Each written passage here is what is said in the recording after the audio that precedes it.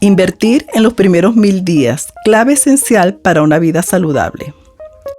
Los primeros 1000 días se corresponde al tiempo que transcurre desde la concepción hasta los 2 años de edad, es decir, 270 días del embarazo, 365 del primer año y otros 365 del segundo año. Los primeros 1000 días de vida es el nuevo paradigma determinante de la salud en todo el curso de vida. Es una etapa de gran vulnerabilidad que representa una ventana crítica, la cual debe ser transformada en una ventana de oportunidad. Y deben considerarse aspectos como el cuidado durante el embarazo, la epigenética, la nutrición, el desarrollo cerebral y la programación metabólica. Todo lo que se haga o se deje de hacer tendrá repercusión positiva o negativa a corto, mediano y largo plazo. En consecuencia, el reto es transformar una ventana crítica en una de oportunidades. Un ejemplo es el efecto de la nutrición, la cual debe ser óptima para que el cerebro alcance el 80% del peso a los 2 años. Esté en la capacidad, junto a otros factores, de desarrollar todo su potencial neurocognitivo. Y no como en los casos de los desnutridos, en quienes la desnutrición crónica en los primeros años de vida tiene consecuencias irreversibles en el desarrollo cerebral. Si no se rompe el círculo, se transmite de generación en generación. Es conocido el efecto de la programación metabólica como consecuencia de condicionantes adversos en edades muy tempranas del desarrollo del niño. Se cree que las enfermedades cardiovasculares y metabólicas del adulto podrían tener su origen en esta etapa. De ahí el interés en la línea de investigación sobre el origen del desarrollo de la salud y la enfermedad. Todo lo que se haga o deje de hacer en esos primeros 1000 días o previos al mismo tendrá repercusión en el curso de vida.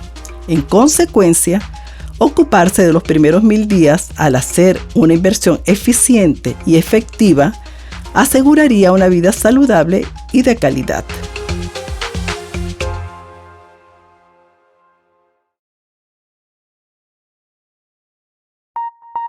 Programación fetal.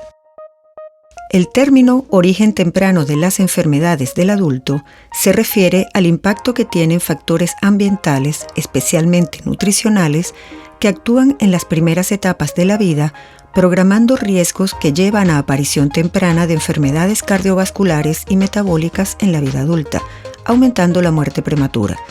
Este tipo de entidades causan el 60% de la mortalidad general mundial. Los cambios metabólicos evidenciados en el ser humano en su evolución podrían estar asociados a modificaciones en su entorno. La población humana del periodo paleolítico solía practicar la cacería, recolección y vida nómada, lo cual condicionaría una dieta rica en fibra y proteína magra y baja en grasa y carbohidratos sin ningún tipo de procesamiento, como cocción o molienda, además de alta actividad física derivada de la recolección, cacería y migraciones. En el periodo neolítico se inician los asentamientos, con lo cual se integran a la dieta alimentos producto de la siembra y de la crianza de animales, y se inicia el procesamiento de alimentos, disminuyendo el contenido de fibra y aumentando el contenido de carbohidratos de alto índice glicémico y grasas saturadas.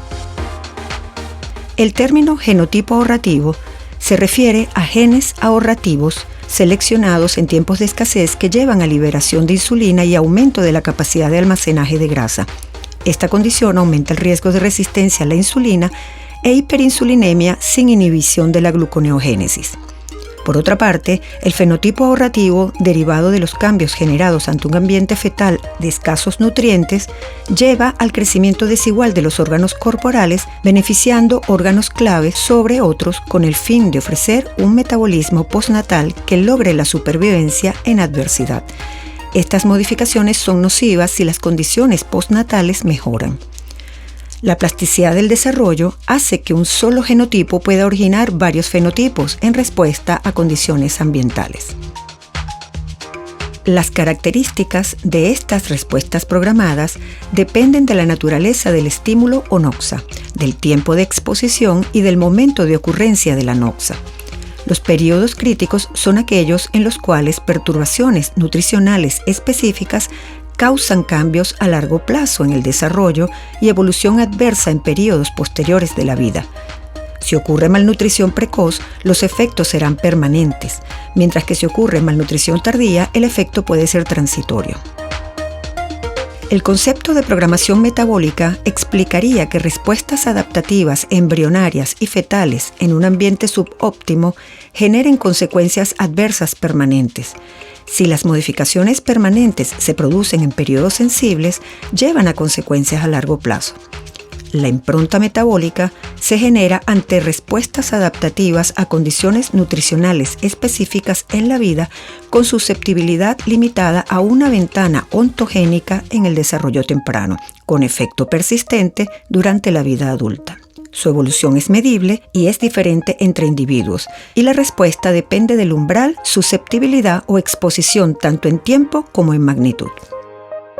La programación fetal es un proceso de adaptación por el que la nutrición y otros factores ambientales alteran las vías de desarrollo durante el periodo de crecimiento prenatal, induciendo con ello cambios en el metabolismo postnatal y la susceptibilidad de los adultos a la enfermedad crónica. Estas modificaciones se transmiten a siguientes generaciones. Esta programación fetal puede ser explicada por la epigenética, definida como la serie de alteraciones hereditarias de la expresión genética a través de modificaciones del ADN y las histonas centrales sin cambios en la secuencia de ADN. Estas modificaciones epigenéticas alteran la estructura y condensación de la cromatina, afectando la expresión del genotipo y fenotipo.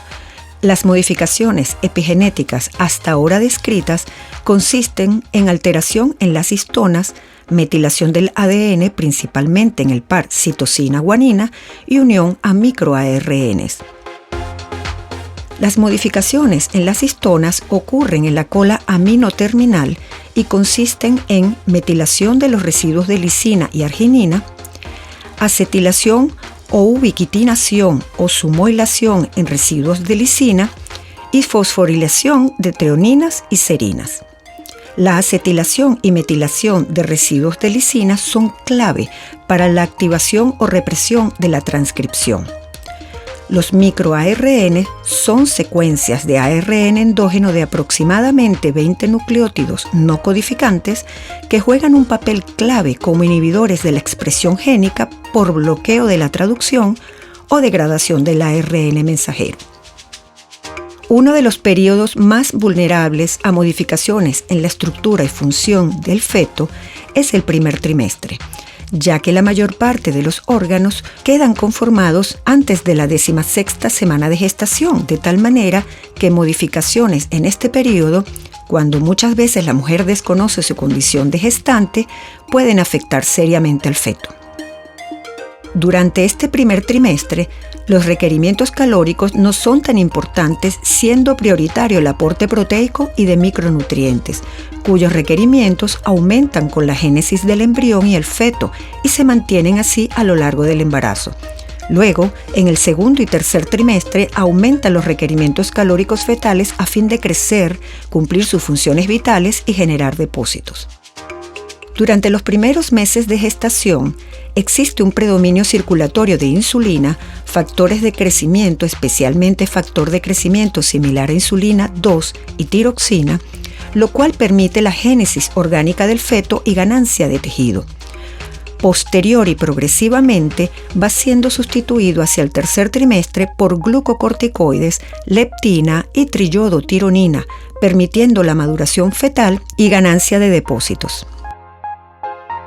Las consecuencias más frecuentes de la malnutrición durante la gestación son reducción del número de células de los tejidos, modificación estructural de los órganos, especialmente la selección de ciertos clones de células, modificaciones en el ajuste de ejes hormonales clave, alteración de la producción hormonal y alteración de la sensibilidad de los tejidos a las hormonas.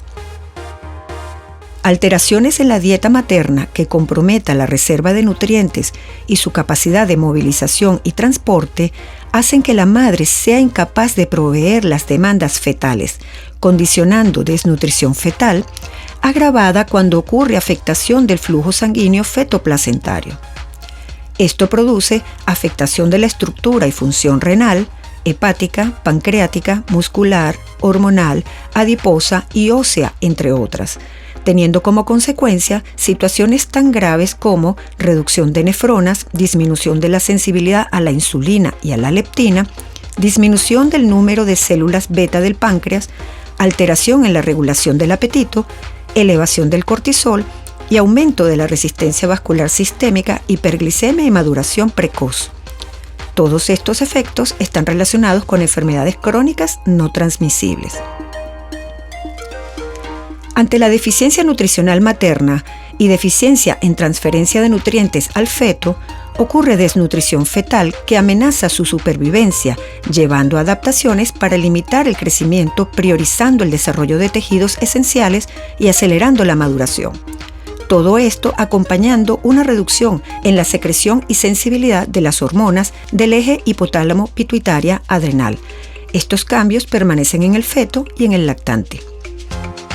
Los glucocorticoides pueden ser claves en el impacto permanente y transgeneracional de las adaptaciones fetales, de la misma manera que la interacción entre la madre, la placenta y el feto. La hormona liberadora de corticotropina placentaria es capaz de modular el transporte de glucosa, asociándose su elevada concentración con retardo del crecimiento fetal. Esta hormona también está involucrada en el inicio de trabajo de parto y su síntesis aumenta con el aumento del cortisol, hipoxia e infecciones, lo que supone un papel clave de las condiciones de estrés intrauterino y el parto prematuro o retardo del crecimiento. Las rutas potenciales en las que los glucocorticoides influencian el epigenoma fetal son la modificación de otros sistemas, especialmente el sistema tiroideo, transporte placentario de donantes de metilos, por acción directa, especialmente la metilación, acción sobre los genes reguladores epigenéticos, modificación del ciclo de la metionina y finalmente sobre los microRNA.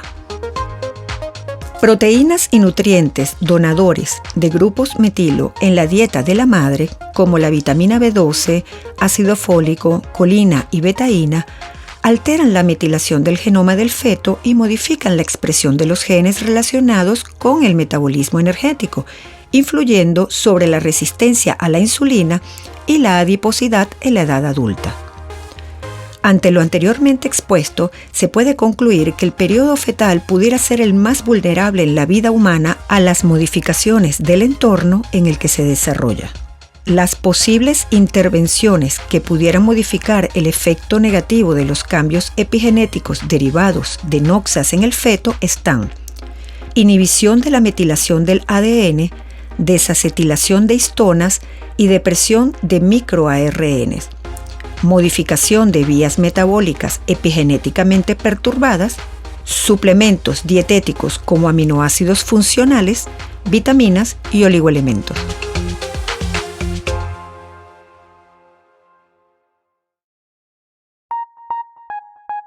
El desarrollo cerebral es un proceso escalonado, organizado y predeterminado. El cerebro crece en los primeros 2 años alcanzando 80% de su peso final y un 90% hacia el 6º año de vida. Las células gliales participan en el desarrollo, proliferación, diferenciación, guía de las neuronas a su sitio final y formación de mielina en los axones.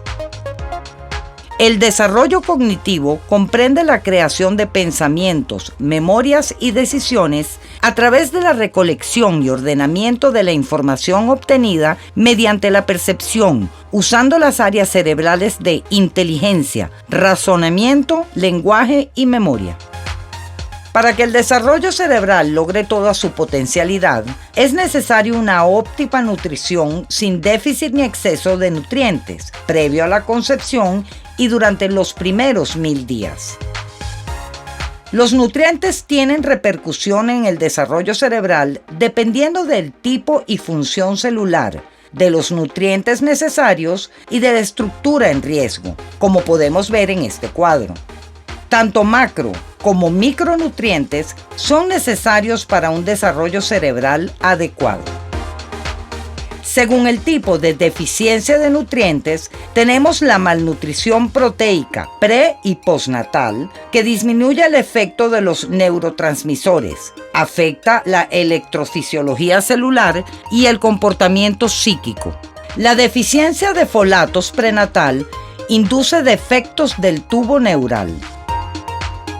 Según el tiempo de deficiencia del nutriente, es conocido que el cerebelo madura postnatalmente y cualquier deficiencia proteica detendrá su maduración. En la gestación temprana predomina la proliferación celular de tal manera que las deficiencias afectarán el número de células cerebrales, mientras que en el período postnatal temprano se afectará la diferenciación neuronal, la sinaptogénesis y la conectividad neuronal. También es importante el impacto de la cantidad del nutriente comprometido, ya que cada nutriente tiene un rango óptimo para el desarrollo normal y cualquier valor fuera de rango puede causar lesión. Así, una reducción en la alimentación en el embarazo induce disfunción cerebral permanente en los niveles cognitivos y de comportamiento. El hierro tiene un rango de tolerancia mínimo. Una ligera variación en la ingesta induce un desarrollo cerebral anormal. El zinc, el yodo y otros tienen rangos de tolerancia mayores. El cerebro en desarrollo necesita hierro para enzimas y hemoproteínas que regulan los procesos celulares, la síntesis de dopamina, la producción de energía en las neuronas y la síntesis de ácidos grasos poliinsaturados de cadena larga. La deficiencia de hierro en la gestación tardía induce déficits en la memoria, impide la función del hipocampo, disminuye la velocidad de procesamiento del potencial de acción en las neuronas por reducción en la mielinización y alteraciones en el temperamento por una pobre interacción madre-niño debido a la alteración del metabolismo de la dopamina. Los niños con deficiencia de hierro y anemia postnatal muestran disminución en el aprendizaje y de la memoria. La velocidad de transmisión neural es menor en las vías auditivas al cerebro y en los potenciales evocados visuales, debido a la disminución en la mielinización, llevando en la infancia temprana a comportamiento conflictivo socioemocional, manteniendo un mayor apego a los cuidadores, irritabilidad aumentada y disminución del afecto positivo, afectándose el sistema monoaminérgico, cambios que pueden ser no reversibles con la terapia con hierro. La vulnerabilidad en el desarrollo cerebral al aporte inadecuado de nutrientes depende de los periodos de alta demanda en el cerebro y de la región cerebral afectada en los primeros 1000 días. En el siguiente cuadro, se especifica el impacto de las proteínas, ácidos grasos de cadena larga, hierro, zinc, yodo y cobre en periodos de alta demanda sobre regiones o circuitos cerebrales durante este periodo.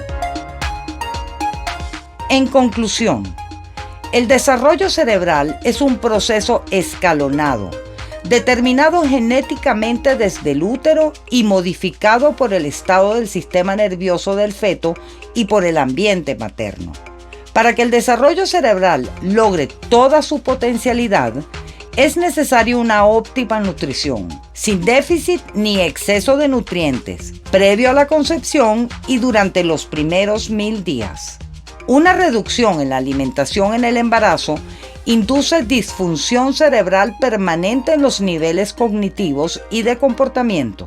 Si la desnutrición es moderada, el feto se nutre a expensas de la madre. El hierro tiene un rango de tolerancia mínimo, mientras que otros micronutrientes tienen una tolerancia moderada.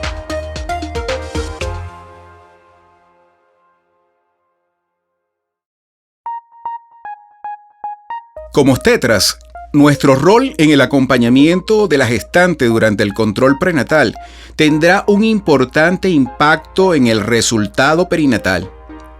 En este contexto, Tomar las decisiones correctivas que sean requeridas durante la gestación conllevará a un resultado perinatal óptimo, y uno de los aspectos en el que hay que poner empeño es en el estado nutricional.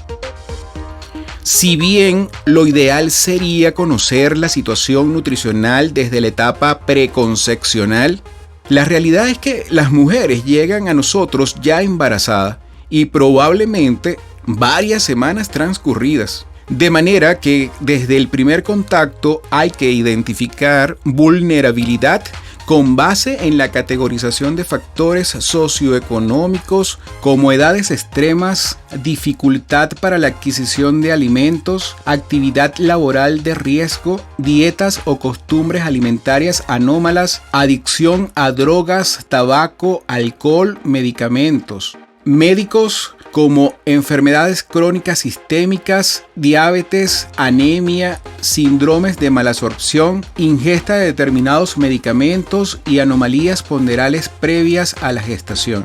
Y obstétricos como la multiparidad, periodo intergenésico menor de 1 año, neonatos previos con anomalías de crecimiento, partos prematuros y trastornos de la capacidad reproductiva. Y en las siguientes visitas, tener en cuenta la evolución de la gestación con base en los signos clínicos de malnutrición, ganancia inadecuada de peso, embarazo múltiple, trastornos del aparato digestivo y la patología médica que pueda complicar el embarazo. Además de los hallazgos de alteración de la hemoglobina, el hematocrito y los índices hematimétricos, así como en las proteínas séricas, la glicemia y los cuerpos cetónicos. Si bien existen diferentes aproximaciones para efectuar el seguimiento nutricional de la gestante, en forma práctica se hace uso de la recomendación basada en el rango de peso que debe ganar la gestante en atención a su índice de masa corporal antes del embarazo, así como la llamada de atención que requiera la nueva revisión de los factores de vulnerabilidad y la referencia a una evaluación nutricional especializada. En 2015, la Organización Mundial de la Salud estableció los Objetivos del Desarrollo Sostenible, que mantendrán su vigencia hasta 2030, entre los cuales los aspectos nutricionales, así como el cuidado prenatal, han sido considerados de relevancia. Es así como se publica la Guía de la Organización Mundial de la Salud sobre recomendaciones durante el cuidado antenatal para una experiencia positiva del embarazo, que busca el asesoramiento a las gestantes sobre la importancia de la alimentación saludable y la actividad física durante el embarazo, con el fin de que se mantengan sanas y no aumenten excesivamente de peso. La gestante incrementa sus requerimientos de energía y nutrientes. Es por eso que la consejería debe estar dirigida a enfatizar la importancia de una dieta sana que contenga una cantidad adecuada de energía, proteínas, vitaminas y minerales, obtenidos mediante el consumo de diversos alimentos, entre ellos verduras y hortalizas, carne, pescado, aves, legumbres, frutos secos, cereales integrales y fruta. Esta publicación de la Organización Mundial de la Salud de 2016 actualiza las recomendaciones de los aspectos nutricionales durante el embarazo con base en la evidencia revisada y establece el nivel de recomendación. Así se tiene la recomendación de la consejería acerca de la alimentación sana y mantener la actividad física durante el embarazo en gestantes saludables para evitar ganancia de peso excesiva. Recomendación individualizada sobre educación nutricional en poblaciones desnutridas para incrementar el consumo de energía y proteína con el fin de reducir el riesgo de neonatos con bajo peso al nacer. De la misma manera, se recomienda la suplementación dietaria balanceada de energía y proteína para reducir el riesgo de muerte fetal y neonatos pequeños para la edad gestacional. En esta población no se recomienda la suplementación hiperproteica para mejorar el pronóstico materno y perinatal. Con respecto a hierro y ácido fólico, se mantiene la recomendación de la suplementación oral diaria con 30 a 60 miligramos de hierro elemental y de 0,4 miligramos de ácido fólico para prevenir anemia materna, sepsis puerperal, bajo peso al nacer y parto pretérmino. Recomendación particular sobre suplementación oral intermitente con 120 miligramos de hierro elemental y 2,8 miligramos de ácido fólico semanal para mejorar los resultados maternos y neonatales si la ingesta diaria de hierro no es aconsejable por los efectos colaterales y en poblaciones donde la prevalencia de anemia es menor de 20%. En poblaciones con bajo consumo de calcio, la suplementación diaria con 1,5 a 2 gramos de calcio elemental oral es recomendada para reducir el riesgo de preeclampsia. Solo se recomienda suplementación con vitamina A en gestantes provenientes de zonas donde la deficiencia de vitamina A es un problema de salud grave para evitar ceguera nocturna. La suplementación de zinc solo está recomendada para gestantes en el contexto de investigaciones clínicas. Con base en la evidencia revisada, no se recomienda suplementación con múltiples micronutrientes, piridoxina, vitaminas C, D y E para mejorar resultados maternos y perinatales. En gestantes con un consumo mayor de 300 miligramos día de cafeína, se recomienda la disminución de la ingesta para reducir el riesgo de la pérdida de la gestación y de neonatos con bajo peso al nacer. De manera que, efectivamente, el cuidado prenatal asegura un resultado perinatal óptimo y el aspecto nutricional cobra una gran importancia en el contexto del origen y desarrollo de la salud y de la enfermedad. Por lo cual somos responsables de hacer el seguimiento adecuado de la gestante sobre sus hábitos alimentarios, el valor nutricional de los alimentos que consume, la suplementación selectiva y el seguimiento de los marcadores nutricionales que garantice las intervenciones oportunas para obtener un recién nacido saludable y además la adecuación de las condiciones que aseguren una lactancia provechosa.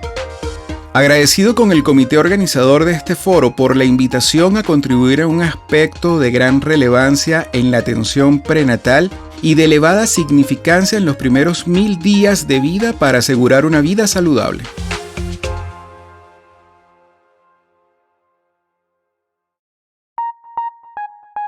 Reto de los primeros 1000 días de vida.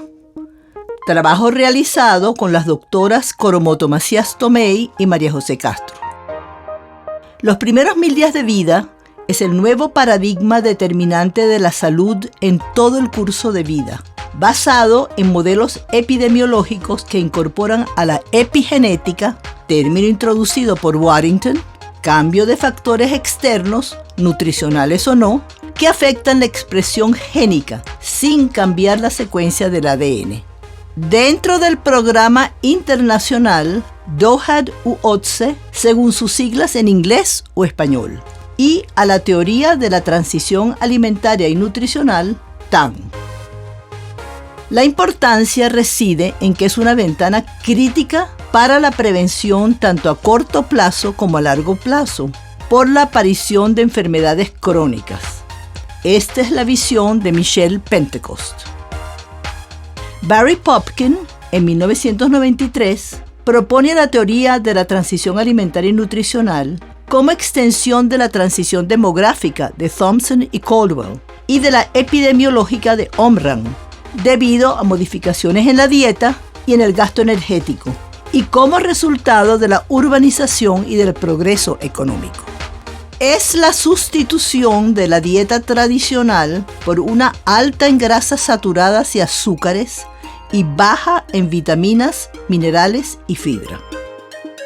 La TAN en Venezuela, producto de una urbanización acelerada y anárquica, se inicia en los años 60, con la aparición de alimentos procesados y la baja disponibilidad de los tradicionales, más un aumento del sedentarismo y la incorporación de la mujer al mercado laboral, lo cual trajo la sustitución de la dieta tradicional por una más eficiente en términos de tiempo. Igual que en otros países, la TAN es precedida por cambios demográficos y epidemiológicos, desde un patrón de alta fertilidad y mortalidad hasta uno de baja fertilidad y mortalidad, tanto infantil como general, y un cambio de un patrón de predominio de infecciones y desnutrición a uno de sobrepeso y enfermedades crónicas relacionadas con la nutrición. Los procesos demográficos más relevantes son el embarazo de adolescentes, el bajo peso al nacer y las altas tasas de mortalidad infantil y materna. El embarazo de adolescentes, uno de los más altos de la región, corresponde en más del 90% a niñas de los estratos sociales bajos del país, lo cual refleja la brecha entre las mujeres de los estratos medio y alto, generalmente con un proyecto de vida propio, y las mujeres de los estratos bajos. El peso bajo al nacer es el producto del embarazo de adolescentes, de la mala alimentación de la embarazada y de la falta de control prenatal. La mortalidad infantil en el país disminuyó a la mitad al comienzo del siglo XX y de nuevo a la mitad al final del siglo XX y del XXI, para permanecer en cifras de 13 a 15 por 1000 nacidos vivos, y aumentó a partir de 2015 a expensas de la mortalidad neonatal. La mortalidad materna en el país nunca ha llegado a niveles deseables, debido a una cultura autóctona de no asistir al control prenatal, costumbre arraigada en particular en los estratos bajos. Sin embargo, el aumento drástico desde el 2015 es debido a la crisis asistencial y nutricional del país. La transición epidemiológica ha cambiado desde un patrón de las primeras causas por enfermedades infecciosas, diarreas, tuberculosis pulmonar y paludismo, con enfermedades del corazón en el cuarto puesto, a un predominio de estas últimas como primera causa, seguida por el cáncer y, desde 2007, la diabetes mellitus es una de las primeras causas de muerte. Este patrón de enfermedades crónicas predominando se mantiene. La tan acelerada de los países de desarrollo trae una superposición del déficit y del exceso, conocido como la doble carga nutricional, estudiada por Doak y Popkin, quienes la denominan una paradoja nutricional.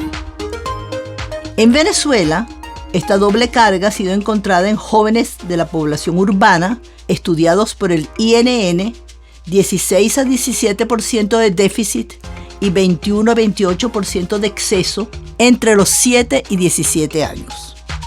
La evolución de esta doble carga se evidencia en todos los estudios puntuales del país, con un aumento exponencial del déficit y una disminución del exceso como resultado de esta crisis humanitaria compleja que estamos viviendo. Políticas públicas versus iniciativas académicas y grupos privados. En Venezuela se cuenta con leyes y normativas que protegen la lactancia materna. Lo que pasa es que estas no se cumplen.